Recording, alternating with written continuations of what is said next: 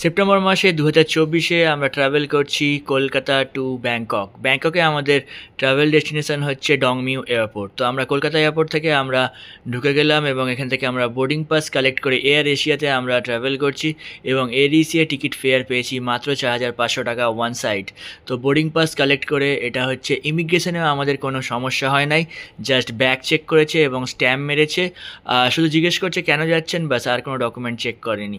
তো boarding pass collect করে এখানে আপনারা ফুডিং করতে পারেন। ডোমেস্টিক এবং ইন্টারন্যাশনাল দুই জায়গাতেই আপনার জন্য লাউঞ্জ রয়েছে। তো লাউঞ্জে আপনারা খেয়ে দিয়ে আপনারা প্লেনে উঠলেন এবং আমরা এয়ার এশিয়া এসে গেছে। তো বোর্ডিং টাইমে আমরা উঠে পড়লাম এবং সোয়াদিখা বলে আমাদেরকে স্বাগতম করা হলো এবং প্লেনের মধ্যে আমরা উঠে গেলাম। তো এবার প্লেনের জার্নি স্টার্ট করছি। আমাদের টাইম ছিল হচ্ছে রাত্রি 11টা 50 ফ্লাইটের টাইম ছিল এয়ার এশিয়া।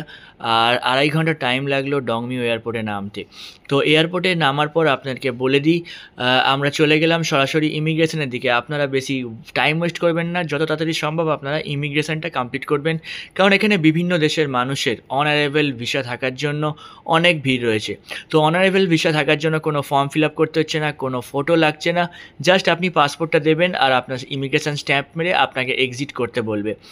আর এটা হচ্ছে সেপ্টেম্বর মাস ২০২৪। তো অনারেবল ভিসা রয়েছে, কোনো অ্যামাউন্ট চার্জ করছে না, কোনো ফর্ম ফিল আপ করতে হচ্ছে না, কোনো ফটো লাগছে না, জাস্ট স্ট্যাম্প করে আপনারা এক্সিট করবেন এবং ডংমিউ এয়ারপোর্ট থেকে আপনারা বেরিয়ে যেতে পারবেন। তো আমরা এটা দেখছেন আপনারা, এখন আমরা রয়েছি ইন্টারন্যাশনাল ইমিগ্রেশনের লাইনে দাঁড়িয়ে রয়েছি। তো খুব তাড়াতাড়ি আসার পরেও আমরা প্রায় ৪০-৫০ জনের পেছনে আমরা লাইনে রয়েছি।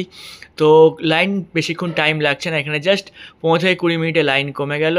তো ইমিগ্রেশন স্ট্যাম্প করার পর আমরা বেরিয়ে এলাম নিচে। তো ওখানে আমাদের গাড়ি ওয়েট করছিল। এরকম ট্রাভেল কার্ড দেওয়া থাকবে, আপনাদের নাম থাকবে, ট্যুর কোম্পানির সাথে গেলে অবশ্যই আপনার নাম থাকবে। তো সেই হিসাবে আপনারা নাম দেখে আপনারা ড্রাইভারকে কন্ট্যাক্ট করবেন। তো এইভাবে আপনারা এক্সিট করতে পারছেন। So keep watching, next part তাড়াতাড়ি আসছে।